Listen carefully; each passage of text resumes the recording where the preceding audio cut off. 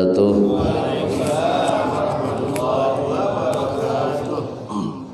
Bismillah, walhamdulillah, wassalatu wassalamu ala khairi khalqillah Sayyidina Muhammad ibn Abdullah wa ala alihi wa sahbihi wa man tabi'a sunnatahu waqtada bihudah. Subhanaka la ilma lana illa ma 'allamtana innaka antal alimul hakim. Rabbi shrah li sadri wa yassir li amri wahlul 'uqdatam min lisani yafqahu qawli. Wasaddid lisani wahdi qalbi bi haqqil Qur'anil azim wa rasulil karim sayyidina Muhammadin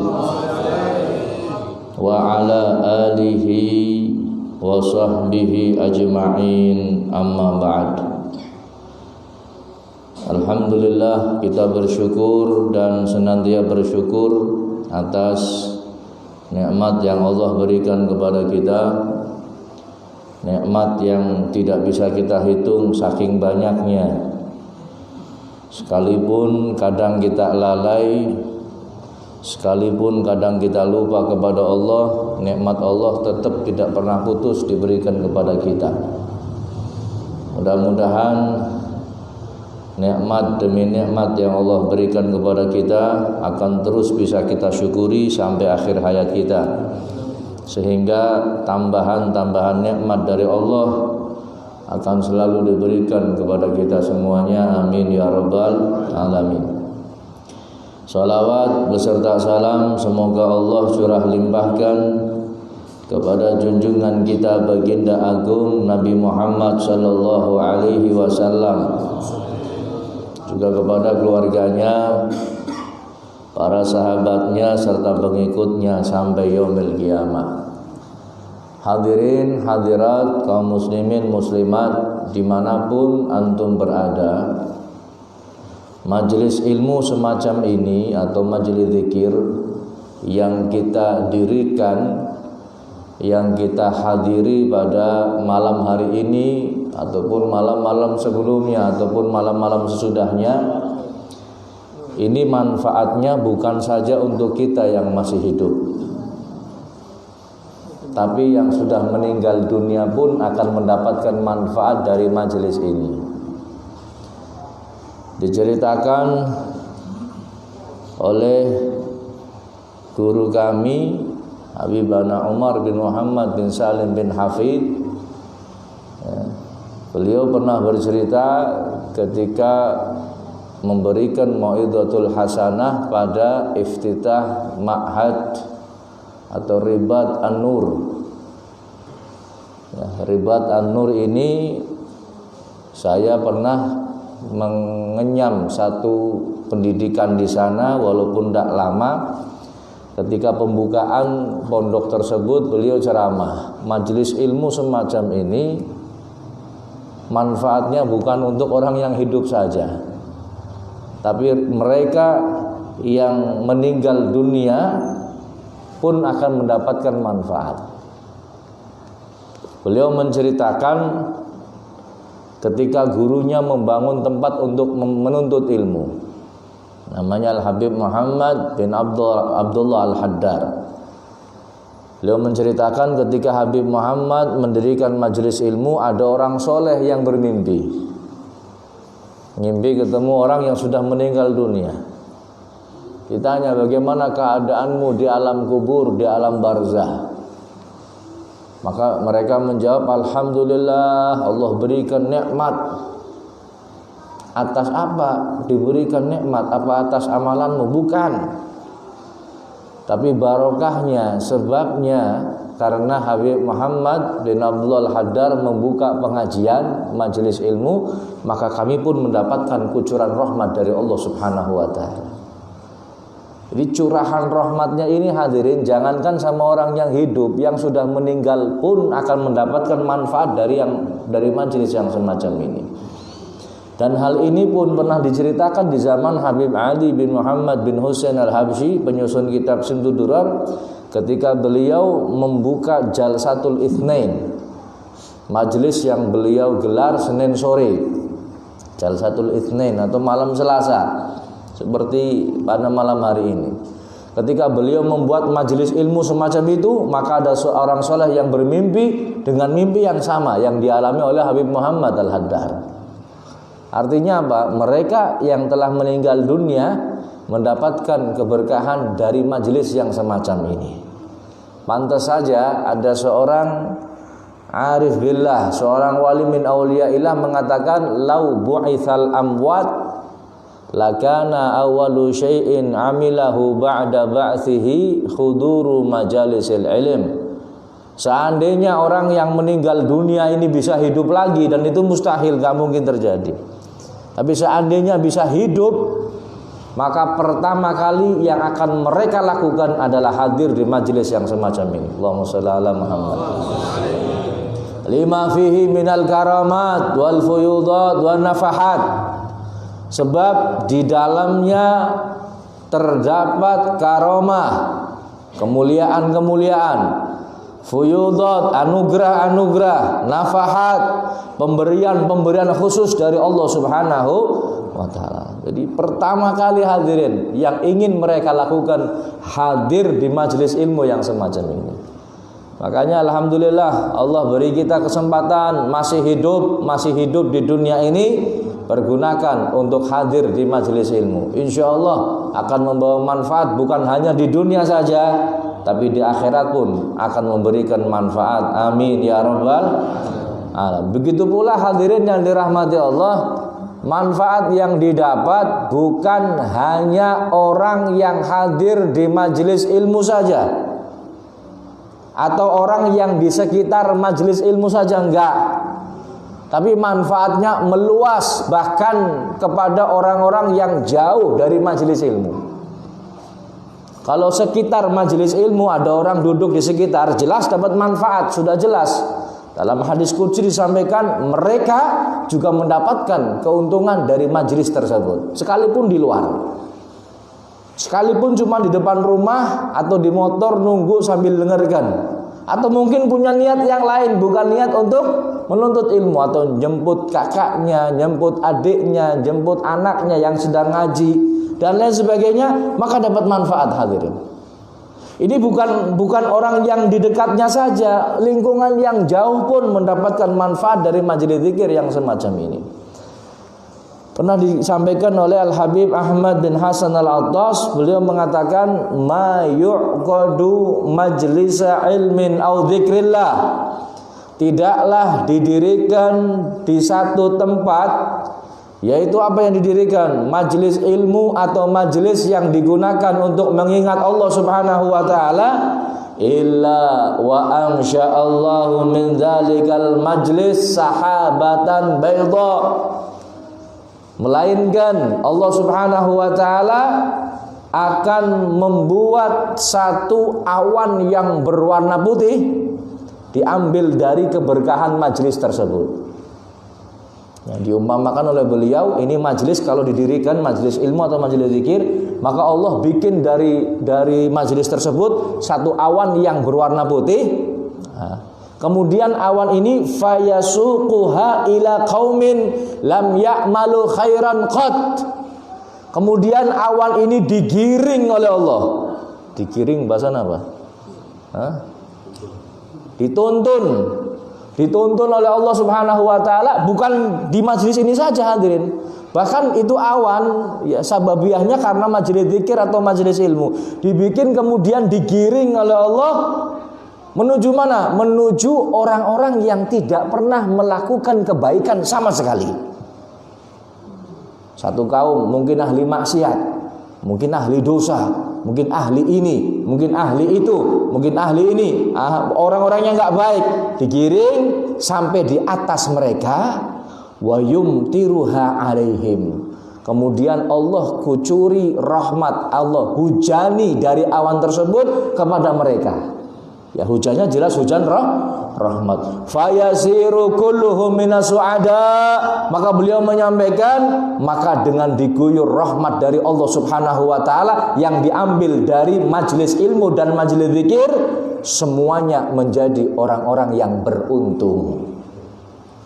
Coba bayangkan, ini majelis ini hadirin, makanya semakin banyak majelis, semakin banyak didirikan majelis ilmu dan majelis zikir, maka rahmat akan mengucur. Di mana orang tidak pernah melakukan kebaikan, akan dikucuri rahmat oleh Allah Subhanahu wa taala, dan mereka akan mendapatkan hidayah dari Allah Subhanahu wa taala.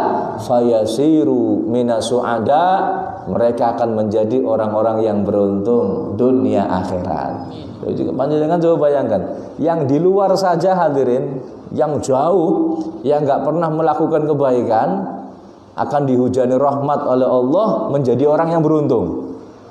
Panjenengan bisa bayangkan, lalu bagaimana orang yang ada di dalam majelis ilmu tersebut? Ya. Makanya mudah-mudahan apapun yang terjadi istiqomah, dan Allah mudah-mudahan makmurkan majelis-majelis yang semacam ini ila yaumil qiyamah. Majelis ilmu, majelis zikir, dimanapun berada, mudah-mudahan tetap istiqomah ila yaumil qiyamah. Tidak akan terjadi kiamat hadirin selama masih ada orang yang berzikir, selama masih ada orang yang menyebut Allah, Allah, ya Allah, ya Allah. Selama ada orang yang berzikir, jauh ini kiamat. Tapi ketika semuanya sudah malas, sudah nggak ada yang berzikir, maka tinggal tunggu tanggal mainnya. Na'udzubillahi min dzalik. Maka itu hadirin yang dirahmati Allah, mudah-mudahan apa yang kita kerjakan pada malam ini ataupun malam-malam sebelumnya benar-benar diridhoi oleh Allah Subhanahu wa taala. Manfaat yang kita dapat dari majelis ini bukan hanya yang didengar oleh telinga kita kemudian diamalkan, tapi manfaat ini benar-benar bisa kita bawa sampai pulang ke rumah kita masing-masing. Kita sebarkan kepada keluarga kita, ya kita sebarkan kepada anak-anak kita, sehingga mereka keluarga kita termasuk minas su'ada, orang-orang yang beruntung. Amin ya rabbal alamin. Dan majelis yang semacam ini hadirin disebutkan oleh Imam Atha bin Abi Rabah, majlisu ilmin au majlis dzikrillah au majlisu dzikir yukaffiru an sab'ina majlisan min majalisil lahwi. Kata beliau, satu majelis ilmu, satu majelis zikir yang semacam ini bisa menghapus 70 majelis yang tidak baik. Mungkin kita pernah terpeleset dalam dusta, mungkin kita pernah terpeleset dalam ghibah, mungkin kita pernah terpeleset dalam riya, mungkin kita pernah terpeleset dalam perbuatan-perbuatan yang lain. Maka dengan majelis yang semacam ini mudah-mudahan bisa menghapus kesalahan kita di majelis-majelis yang buruk yang lain yang sebelum kita melakukan majelis ilmu ini. Amin ya rabbal alamin. Hadirin hadirat, muslimin muslimat yang dirahmati Allah Subhanahu wa taala, dimanapun antum berada, kita lanjutkan ya. Kitab Riyadhus Shalihin masih pada bab amar ma'ruf nahi mungkar. Ar-rabi'u, hadis yang keempat dari bab ini, Anin Nu'man bin Bashirin radhiyallahu anhuma, dari sahabat Nu'man, namanya Bashir, namanya Nu'man bin Bashir, dari sahabat yang namanya Nu'man bin Bashir, semoga Allah meridainya. Anin Nabi sallallahu alaihi wasallam qala, dari Nabi Muhammad sallallahu alaihi wasallam beliau bersabda, mathalul qaimi fi hududillahi wal waqi'i fiha, perumpamaan orang-orang yang menegakkan, orang-orang yang menegakkan amar ma'ruf nahi mungkar, dibandingkan dengan orang yang diam tidak melakukan apa-apa. Maka diumpamakan oleh Nabi Muhammad kamatsali qaumin istahamu ala safinah, seperti satu kaum yang mengadakan undian ala safinah untuk duduk di kapal. Fasara ba'duhum a'laha wa ba'duhum asfalaha. Setelah mengadakan undian, sing menang undian jagonge nang dhuwur. Yang kalah undian duduknya di bawah atau sebaliknya hadirin. Ya, tapi yang jelas yang enak yang di atas. Ya, yang di bawah berarti langsung di dengan kapal ngisoran apa gitu. Ya, langsung dengan airnya gitu. Kemudian fakana alladhi fi asfaliha idza istaqau minal ma marru ala man fawqahum. Orang-orang yang di bawah hadirin kalau mau cari air buat minumkah atau buat mandikah sekalipun mereka berada di bawah dan sebelahnya kayu ini langsung air laut atau air sungai. Ya, tapi kan nggak mungkin mereka ngambil langsung, ngambil langsung. Yang akhirnya mereka kalau ambil air naik ke atas, naik apa? Naik ke atas. Setelah naik ke atas hadirin, faqalu, kemudian mereka berkata, yang di bawah ini, lau anna kharaqna fi nasibina kharqan lam nu'dhi man fawqana. Kata orang-orang yang ada di bawah, kepriben yo supaya orang ganggu wong sing nang dhuwur, setiap kali kita butuh banyu mesti kudu manjat. Harus naik ngrusui orang, melewati orang, ganggu orang. Sudah gini saja, supaya kita enggak ganggu orang yang di atas, bagaimana kalau kita lubangi kapal? Wis mau disiapna be sumpel sing paling apik, lem sing paling super. Dibolongi biar kita ambil airnya langsung, nggak ganggu orang yang di. Jadi perahunya, kapalnya mau dibolongi bawahnya. Nah. Lau anna fa in tarakuhum wa ma aradu halaku jami'a. Seandainya yang di atas diam saja, ya, yang di bawah dilubangi, kemudian yang di atas diam saja, maka semuanya akan binasa. Yo ya.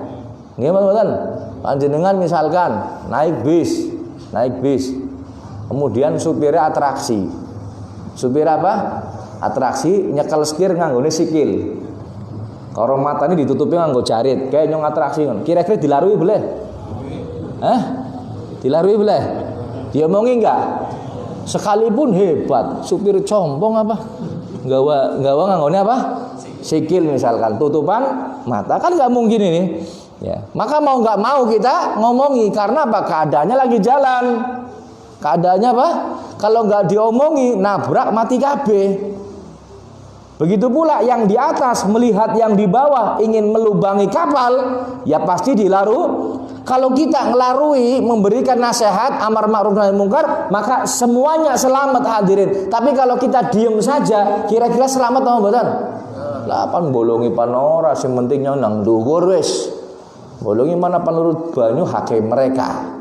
Ya, yang penting saya nggak ikut-ikutan. Kira-kira sing nang dhuwur sing ngomong iki melu celaka mboten? Ikut celaka. Berarti harusnya gimana? Harusnya gimana yang di atas? Kudunya kepriben? Dijorna apa dilarui? Ya. Dibilangin, dinasihatin atau dibiarkan? Nah, makanya kadang-kadang ada orang yang berbuat maksiat, berbuat dosa, duit-duitnya nyong kah? Sing maksiat nyong kah? Ya, bisa nekon ewo. Apa bahasa Tegal ya? Bisa nekon apa namanya? Kenapa kamu urusannya urusan saya, maksiat saya, sing dosa nyong, sing mlebu neraka bisa nekon ewo. Dul. Dirongokna, memang betul ke duite kawan. Yang maksiat juga kamu. Yang masuk neraka juga kamu. Tapi giliran Allah ngasih azab, yang kena semuanya. Makanya diperintah amar ma'ruf nahi mungkar. Bisa dengan tangan kekuasaan, lakukan amar ma'ruf dengan tangan. Bisa dengan lisan memberikan nasihat, lakukan dengan lisan. Enggak bisa, doakan. Doakan, ya Allah, mudah-mudahan diparingi hidayah. Ning ora dimen hidayah modar cepet ya Allah aja kesuwen. Nah ini hadirin, silakan itu, bukan silakan ya. Mereka yang maksiat memang betul duit mereka sendiri. Cuman ini ganggu yang lainnya hadirin. Ganggu, ya kalau sekedar ganggu suara nggak ada masalah. Yang jadi masalah ganggunya ketika Allah murka, yang diazab semuanya. Paham ya? Wa in akhadhu ala aidihim najau wa najau jami'a. Kata Rasulullah, seandainya mereka yang di atas mencegah kelakuan atau perbuatan orang-orang yang di bawah, maka semuanya akan selamat. Makanya penting hadirin, kalau seandainya nggak ada amar ma'ruf nahi mungkar, maka Islam tidak akan sampai ke Indonesia. Yo ya, pati-pati wong Indonesia ya, kita semua bisa kenal Islam karena ada yang amar ma'ruf nahi mungkar. Seandainya para sahabat Nabi diem, atau mungkin Nabi Muhammad sallallahu alaihi wasallam diem saja. Wah, ya agama nyong oleh sing Gusti Allah, wis urusane nyong. Saya enggak mau nyampaikan ke mereka. Kira-kira kita kenal Islam enggak? Seandainya sahabat Nabi tidak menyebarkan risalah Nabi Muhammad, tidak amar ma'ruf nahi mungkar, maka syariat Allah tidak akan sampai kepada kita sampai hari ini hadirin. Makanya berkatnya mereka amar ma'ruf nahi mungkar, sehingga kita pun mengenal Allah, mengenal Rasulnya, mengenal hukum-hukum Allah dan Rasulnya Muhammad sallallahu alaihi wasallam. Mudah-mudahan kita bisa istiqomah dengan keislaman kita dan keimanan kita sampai akhir hayat kita. Amin ya rabbal alamin. Al-khamisu, yang kelima.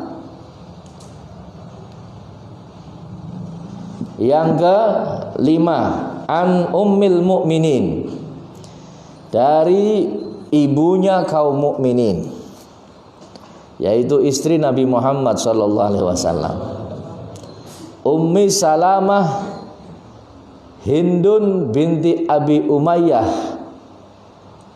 Khudzaifah radhiyallahu anha. Anin Nabi sallallahu alaihi wasallam anhu qol, bahwasanya beliau dapat dari Nabi bahwasanya Nabi Muhammad bersabda, innahu yusta'malu alaikum umara.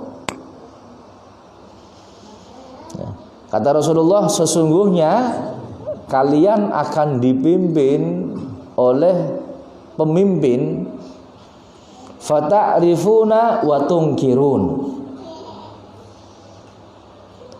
Ya, kalian ini akan mengetahui dan meridhoi sebagian dari keadaan mereka ataupun ucapan-ucapan mereka karena perbuatan dan ucapannya sesuai dengan syariat. Kata Rasulullah, kamu akan dipimpin orang-orang yang seperti ini nih. Ya, fata'rifuna, kamu akan tahu. Artinya kamu akan sepakat dengan apa yang disampaikan oleh mereka, tapi di sisi yang lainnya watungkiruna, kalian pun akan mengingkari.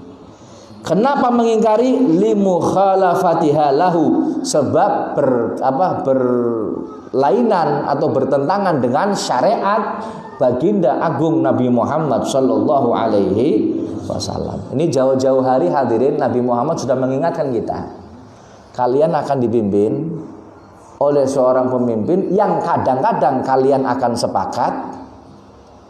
Sepakatnya kenapa? Sepakatnya sesuai dengan syariat.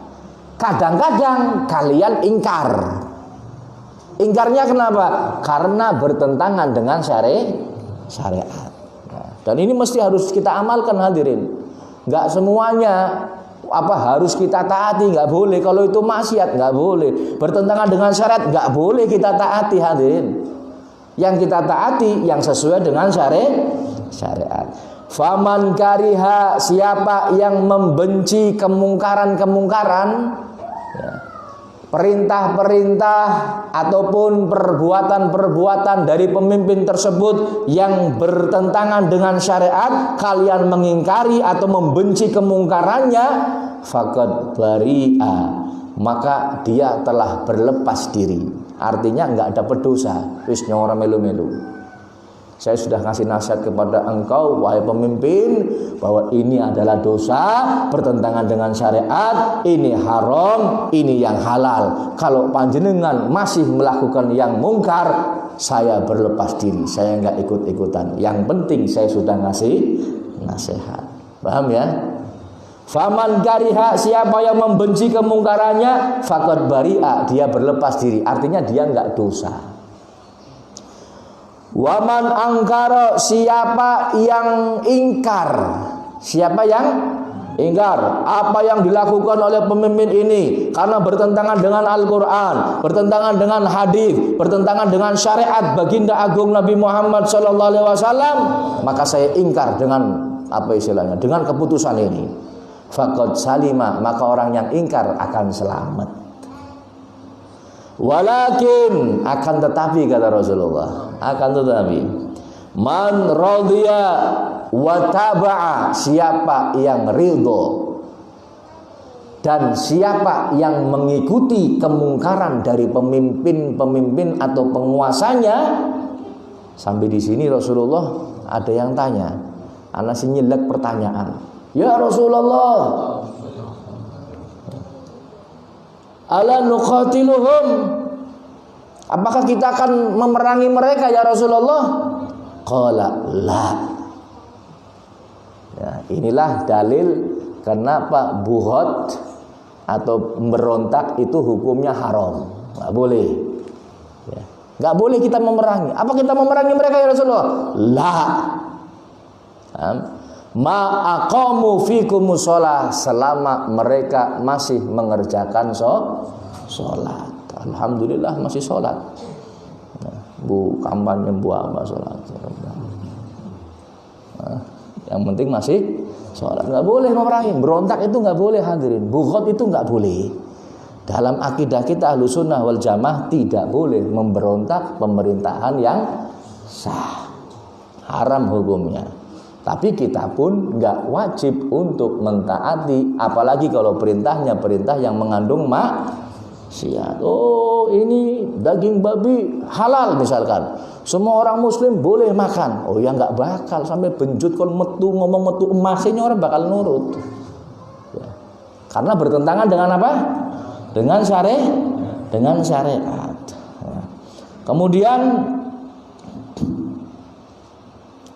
maknahu, kata Imam Nawawi memberikan komentar hadis ini, man kariha biqalbihi, siapa yang membenci dengan hatinya, walam yastati ingkaron biyadin wala lisanin, tapi dia enggak mampu ingkar dengan tangan ataupun dengan lisannya. Mau ngomong takut ditangkap, apalagi mau rusak bisa-bisa langsung ditangkap, di penjara.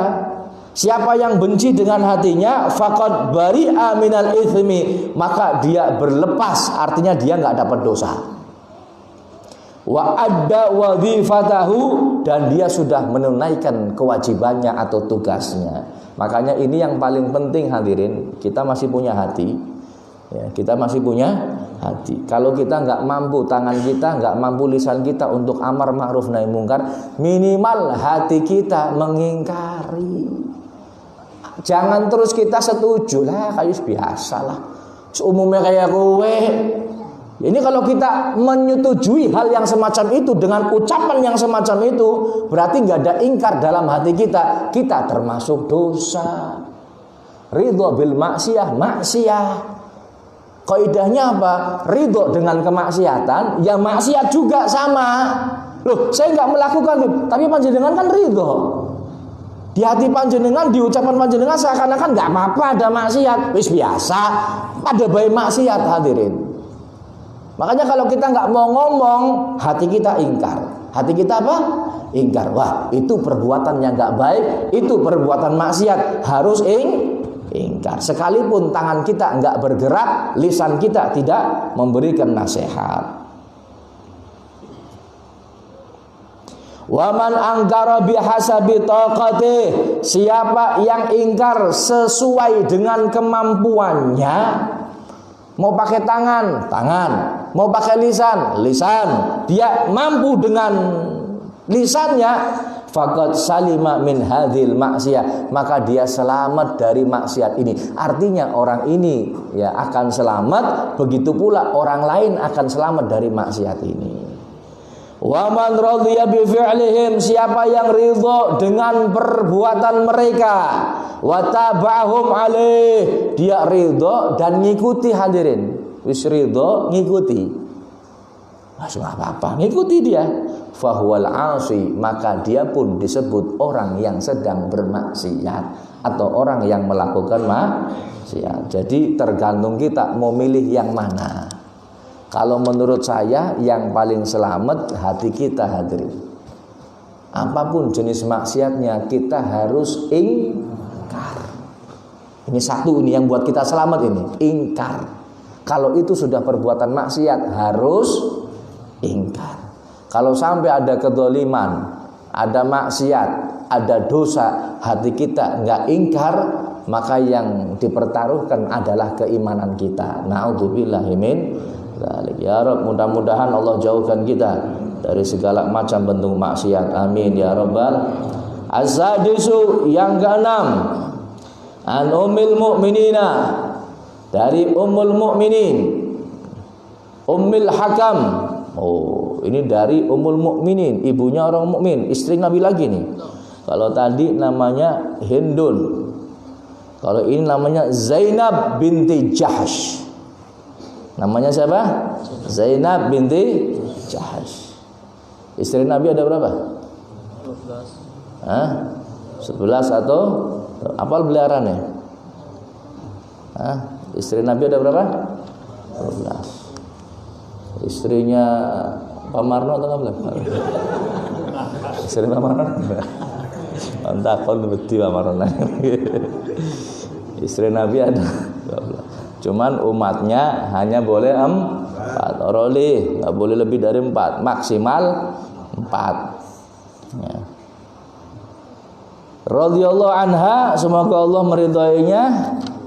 Anna nabiyya, sesungguhnya Nabi sallallahu alaihi wasallam, yaitu Nabi Muhammad SAW, dakhala 'alaiha fazi'an yaqul. Beliau masuk ke rumahnya istrinya yang namanya Zainab. Dalam satu keterangan hadis yang lain, beliau tidur di rumahnya Zainab, kemudian bangun tidur gemetar. Ya. Dakhala 'alaiha fazi'an, dalam keadaan gemetar ketakutan, yaqul. Kemudian Nabi Muhammad bersabda, la ilaha illallah, wailun lil Arab min syarri kadik darab. Celaka bangsa Arab dari keburukan yang semakin dekat. Futihal yaum min radmi Ya'juj wa Ma'juj mithlu hadza. Gerbangnya atau bentengnya Ya'juj wa Ma'juj, kata Rasulullah, ini tinggal segini saja, kecil, kata Rasulullah. Wa halaqa bi isba'ihi al-ibham wallati taliha. Rasulullah mengisyaratkan dengan ibu jarinya dan jari yang di sebelahnya yang paling dekat. Segini kecil diisyaratkan. Secuil maning. Faqultu ya Rasulullah, ada yang tanya, aku bertanya, maksudnya di sini Zainab, Sayyidah Zainab istri Rasulullah. Beliau bertanya, ya Rasulullah, wa Rasulullah, an-nahliku wa fina salihun.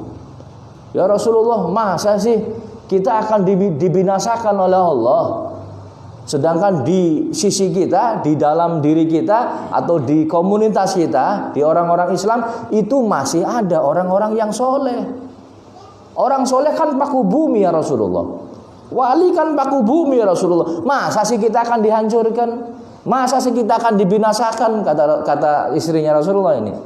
Qala na'am, ya, tetap akan dibinasakan, kata Rasulullah. Idza kathural khabath, kalau keburukan, perbuatan maksiat, perbuatan dosa sudah merajalela, maka pasti akan dibinasakan umat tersebut. Ini yang ngomong Nabi kita Muhammad SAW. Artinya apa, hadirin yang dirahmati Allah? Kapan waktunya? Kalau memang keburukan sudah merajalela, maka tinggal tunggu tanggal mainnya. Makanya kita nggak heran ada gempa bumi, tanah longsor, tsunami, apalagi banjiran, hujan batu, hujan es. Ini nggak heran hadirin, karena keburukan telah merajalela. Loh Beb, masih banyak orang ngaji. Betul, di masjid ini mungkin kategorinya banyak. Cuman yang ada di mall malam ini lebih banyak dari kita. Jangan salah hadirin. Coba sinang mall dikumpulna dari siji detung. Mesti akeh sinang mall. Wani pampiranan, oh kok detung. Hitung coba. Sora ngitung wong ngitung motore wis. Mesti akeh nang parkiran. Seperti itu hadirin. Ini hati-hati kalau sudah kemungkaran, kemaksiatan merajalela, ya sudah, tinggal tunggu tanggal main. Lebih saya pengen selamat, ya pindah bareng wong sing lakon maksiate. Nah, makanya hadirin, supaya tidak merajalela, kita diperintahkan amar ma'ruf nahi mungkar ya. Silahkan dengan cara apapun, yang penting dengan cara yang ma'ruf. Amar ma'ruf dengan cara yang baik, nahi mungkar dengan cara yang baik, sekiranya tidak menimbulkan fitnah. As-sabi'u, yang ketujuh, An Abi Sa'id Al-Khudri radhiyallahu anhu, dari sahabat Abu Sa'id Al-Khudri, anin Nabi sallallahu alaihi wasallam, dari Nabi Muhammad sallallahu alaihi wasallam, qala, beliau berkata, iyyakum wal julusa fit turuqat. Kata Rasulullah, jauhi olehmu dari duduk-duduk, nongkrong-nongkrong di jalan. Nongkrong nang pinggir jalan. Ini yang ngomong Nabi Muhammad. Jadi sing doim nang pinggir jalan aja protes parinyo. Ini Kanjeng Nabi, ini saya cuma nyampaikan saja. Ini yang sering nongkrong di pinggir jalan, perhatikan nasihat dari Nabi Muhammad. Janganlah kalian nongkrong-nongkrong di pinggir jalan. Faqalu, mereka berkata, ya Rasulullah, protes nih. Ya Rasulullah, malana min majalisina buddun natahaddatsu fiha. Ya Rasulullah, tidaklah bagi kami di majelis-majelis kami ini, yaitu ganti tempat yang seperti itu, di mana kami ini bisa bercerita atau bercengkrama. Artinya ya Rasulullah, itu saya nongkrong di jalan gak ada tempat lagi ya Rasulullah. Ini orang nang dalan kayak orang kepenak ya Rasulullah. Kalau nggak nongkrong kayak orang kepenak ya Rasulullah. Ini seperti itu ngomongnya. Ya, seakan-akan seperti itu. Kalau ndak majlas nang pinggir dalan ngopi ngobrol kayak orang kepenak ya Rasulullah.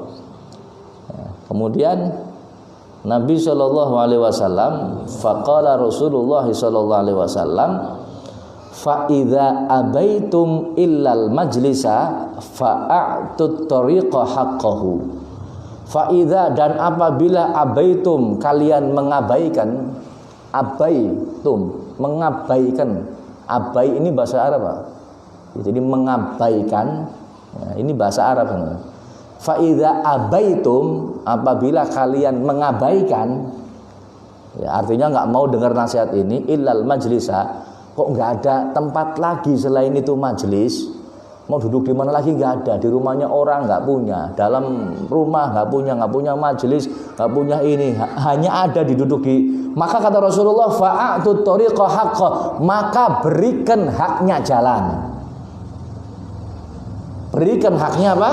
Jalan. Nah ini yang seandainya ada orang yang nongkrong-nongkrong terus obrolannya manfaat, misalkan ngomong tentang manfaat dunia, manfaat akhirat, kok nggak ada lagi kecuali di pinggir jalan, kata Rasulullah, berikan haknya jalan. Qalu, mereka berkata, wa ma haqqut tariqi ya Rasulullah, apa itu haknya jalan ya Rasulullah? Qala, Rasulullah menjawab, kita tidak mau nasi sering nongkrong-nongkrong. Ya nongkrong-nongkrong maksudnya nongkrong yang bermanfaat. Kalau nongkrong kemudian nggak manfaat, nongkrong ngobrol, ngalor, ngidul, doim, nggak ada manfaat obrolannya, ya mending tinggalkan. Ini nongkrong yang bermanfaat. Kalau seandainya nongkrong di pinggir jalan manfaat, maka berikan haknya jalan. Apa? Yang pertama, khuddul basor. Yang pertama, jaga pandangan. Sebab yang namanya di pinggir jalan orang itu pasti lewat. Kadang sing lewat wong lanang, kadang sing lewat wong wadon, kadang bencong, kadang wong bener, kadang wong edan. Yang lewat banyak hadirin. Suruh jaga apa? Pandangan. Ada orang lewat jangan dirasani. Ada orang lewat jangan diribah. Ada orang lewat jangan direndahkan. Wong kuwe greget pengen tak ngono. Ana wong lewat digegekna misalkan. Jangan. Ini berarti kita nggak bisa jaga pandangan. Amalin dong sing nongkrong wong lanang, sing lewat wadon, sing donge salam sing lewat ki ora, sing nongkrong salam assalamualaikum. Ke salam-salam iki salam-salam modus. Sudah salah syariatnya, modus mana? Seharusnya yang ngasih salam yang lewat. Cuman kalau yang lewat perempuan nggak perlu ngasih salam. Ya, kenapa modus kabeh sing pada nongkrong? Ya. Jaga pandangan, jangan lirik siapapun yang lewat. Pejamkan, tundukkan pandangan. Kalau nggak bisa merem, nunduk orang lirik. Ya. Nah, ini kalau seandainya di jalan. Kemudian wakaful adza, singkirkan halangan. Ya, singkirkan, sekiranya ada orang yang mau lewat, singkirkan halangannya. Ada batu, singkirkan. Ada kayu melagrang, singkirkan. Ya, supaya mereka bisa lewat. Waraddus salam, kalau ada orang yang ngasih salam, jawab salam. Assalamualaikum, waalaikumsalam. Siapapun yang ngasih salam, ya, jawab salam. Aja sing lewat Pak Kaji salamnya suruh waalaikumsalam Pak Kaji. Soalnya sering main sih. Giliran sing lewat Muhammad, assalamualaikum, salam. Jawab ora enak ora apa. Dan yang terakhir kata Rasulullah, wal amru bil ma'ruf wan nahyu anil munkar. Maka haknya jalan itu hadirin, kalau kita nongkrong di pinggir jalan, maka kita harus tetap amar ma'ruf nahi mungkar. Ada orang sesat, ada orang misalkan salah jalan, kita luruskan. Ada orang mau maksiat, kita luruskan. Waktu sholat kita ajak orang-orang yang kita temui di jalan untuk ini amar ma'ruf nahi mungkar. Ada kemungkaran, kita nahi mungkar. Dan ini kayaknya hadirin yang semacam ini banyak dari kita yang mengabaikan. Kalau dulu waktu saya di Tarim, mereka ngasih nasihat amar ma'ruf di jalan sudah biasa. Contoh panjenengan di jalan, sambil jalan terus nginung ngoro tangan kiwa. Mesti ana sing ngomongi. Kalau ketemu orang pasti ada yang ngomongi hadirin. Karena itu bagian dari amar ma'ruf nahi, dan panjenengan yang diomongi kudu terima kasih. Oh, ngerti apa kun ngomongin? Nggak boleh hadirin. Ya. Jadi kalau ada orang yang memberikan nasihat yang baik, misalkan lagi minum tangan kiri, kemudian dinasihati, Mas, ngapunten tangan kanan. Oh iya, makasih ya. Itu. Mas, ngapunten tangan kanan. Siapa kau ngomonginnya? Nah. Ini haknya jalan hadirin. Artinya amar ma'ruf nahi mungkar. Satu lagi. As-samin yang ke-8, karena bab ini agak panjang tentang amar ma'ruf. Ya. An Ibnu Abbas radhiyallahu anhuma, dari sahabat Ibnu Abbas semoga Allah meridhoinya, anna Rasulullah sallallahu alaihi wasallam ra'a khatamin min dzabin fi yadi rajulin. Sesungguhnya Rasulullah SAW melihat ada lelaki memakai cincin dari emas. Fanaza'ahu fatarahahu. Nabi Muhammad langsung buang, das, dibuang sama Rasulullah. Cincinnya orang ini. Ente wani iki. Ana wae cincin emas, ora kenal ya. Buang. Wah, kebugi kon. Minimal dicokot ente. Ini laki-laki pakai emas dicopot sama Rasulullah karena haram pakai emas. Ya'midu ahadukum ila jamratin min narin fayaj'aluha fi yadihi. Apakah kalian ingin memegang bara api dari neraka? Ya, ini emas ini enggak pantas bukan tempatnya di tangan laki-laki. Kon pengen nyekel bara api sing neraka, kata Rasulullah. Faqila lirrajul ba'da ma dhahaba Rasulullah sallallahu alaihi wasallam. Setelah Rasulullah pergi, Rasulullah ngomong seperti itu, ya, kemudian kan cincinnya sudah dibuang nih. Nah, kemudian sahabat yang lain ngomong, "Khudh khatamak intafi' bih." Ya, kata sahabat yang lain, "Udah ambil aja itu cincin kamu, jangan dipakai, manfaatkan saja. Jual, dapat duit sudah. Yang penting jangan dipakai." Qala la wallahi. Tidak, demi Allah. Nah, ini sahabat Nabi seperti itu hadirin. Coba kalau panjenengan Habibmu urus cincin emas, buang. Tak jamin orang ngaji maning paring Habibmu. Saya jamin sudah. Cuman sahabat luar biasa hadirin. Sahabat ini luar biasa. Ketika Rasulullah memberikan nasihat tegas ataupun lembut, apapun yang terjadi, mereka tetap sami'na wa ata'na. Jadi enggak ada istilah mutung, enggak ada. Mutung ya kawan nggih mutung jenenge. Kata orang itu, la wallahi, tidak, demi Allah tidak akan saya ambil, la akhudhu abadan, saya tidak akan mengambil selamanya. Faqad tarahahu Rasulullah sallallahu alaihi wasallam, sebab Nabi Muhammad telah membuang cincin ini. Coba bayangkan, ya, apa yang disampaikan Nabi Muhammad tegas ataupun lembut, sahabat sami'na wa ta'na. Coba orang zaman sekarang ada orang tegas, kiai kat tegas, kiai sing lemah lembut. Nah, ini kayak gitu hadirin. Dan Nabi Muhammad ini hadirin, Nabi Muhammad ini orangnya lembut, betul, penuh dengan kasih sayang. Ya, cuman di satu sisi beliau juga tegas. Kalau melihat kemungkaran, ya, yang kaitannya apa istilahnya itu haknya Allah, maka beliau pun akan tegas. Ketika beliau marah melihat adanya kemungkaran, maka tidak ada seorang pun yang berani berdiri ataupun menatap beliau, wajah Nabi Muhammad sallallahu alaihi. Kalau haknya dia, dirinya yang dicaci maki, diledek, dilukai, dipukul, beliau akan memaafkan.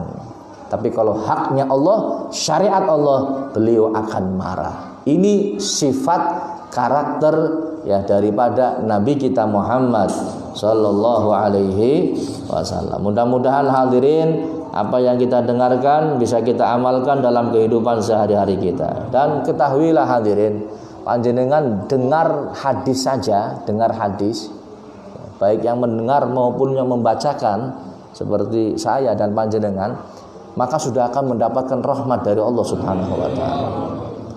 Dan jangan dianggap sepele hadis Nabi Muhammad. Imam Malik bin Anas, ketika ada orang bertanya, ya, akan belajar hadis Rasulullah SAW, maka beliau akan masuk dulu ke rumah, mandi, memakai wewangian, memakai baju yang terbaik, ya, memakai imamah, jubah yang terbaik, baru duduk. Kemudian qala Rasulullah sallallahu alaihi wasallam. Kenapa? Beliau sangat-sangat memuliakan ucapan Nabi Muhammad sallallahu alaihi wasallam. Nah, ini terkenal Imam Malik bin Anas. Beliau ini bahkan ketika di Madinah, beliau hidupnya di Madinah, beliau ini kalau mau buang hajat nggak berani di Madinah, di metu ningin. Cara nang Tegal ke nang ndi ke? Ketiwon patese ngono, mana nang kali tapi sing mang patese Tegal, di luar Tegalnya. Atau mungkin di Manggidul berarti nang Karanganyar. Di mana? Jadi nggak berani di dalam Madinah ini. Ya. Coba kalau panjenengan kowe kebelet misalkan, ya nang pucuk misalkan. Tapi ini subhanallah, Imam Malik bin Anas, kenapa? Karena di Madinah ada kuburannya Nabi Muhammad. Bahkan satu keterangan mengatakan beliau nggak berani naik kuda atau keledai di Madinah, dituntun. Kalau masuk Madinah dituntun. Kenapa? Menghormati Nabi Muhammad. Padahal Rasulullah sudah meninggal di alam kubur. Nah, ini ketika mau mengucapkan hadis qala Rasulullah sallallahu alaihi wasallam, pakai mewangian, pakai ini, pakai ini. Zaman saiki ora utut qala Rasulullah sallallahu alaihi wasallam. Ada yang seperti itu. Ya wallahu a'lam, bokat ana. Bokat azan.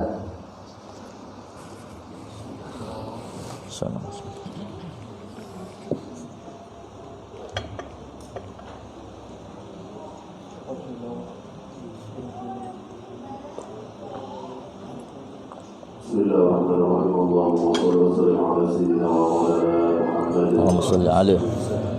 الله أكبر الله أكبر الله أكبر الله أكبر الله أكبر الله أكبر.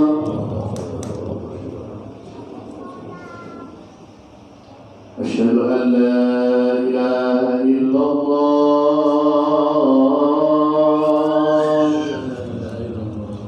أشهد أن لا إله إلا الله.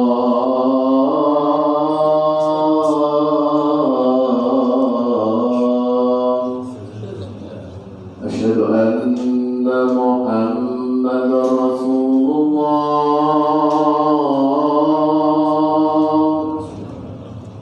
أشهد أن محمدا رسول الله.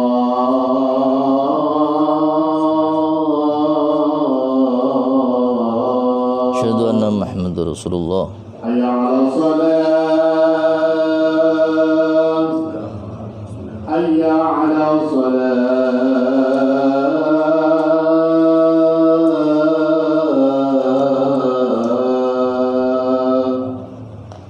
حي على الفلاح. حي على الفلاح.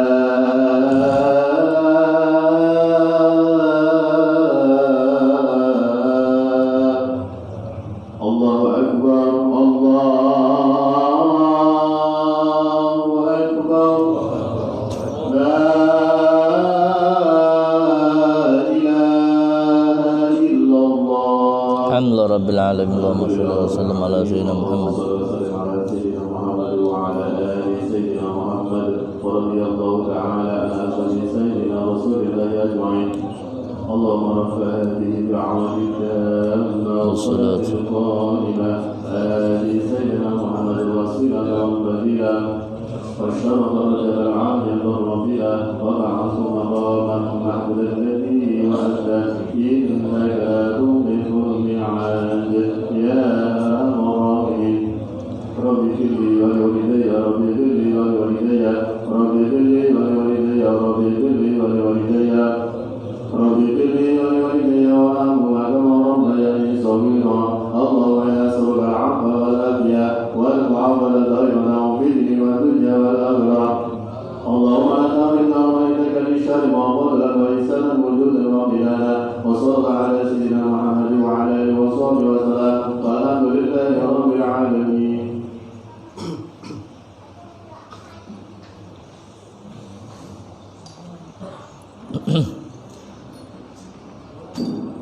Pengumuman dan informasi yang pertama, minta hadiah Fatihah untuk kesembuhan dari bapaknya Mas Tonaji, namanya Bapak Yatin bin Jaya.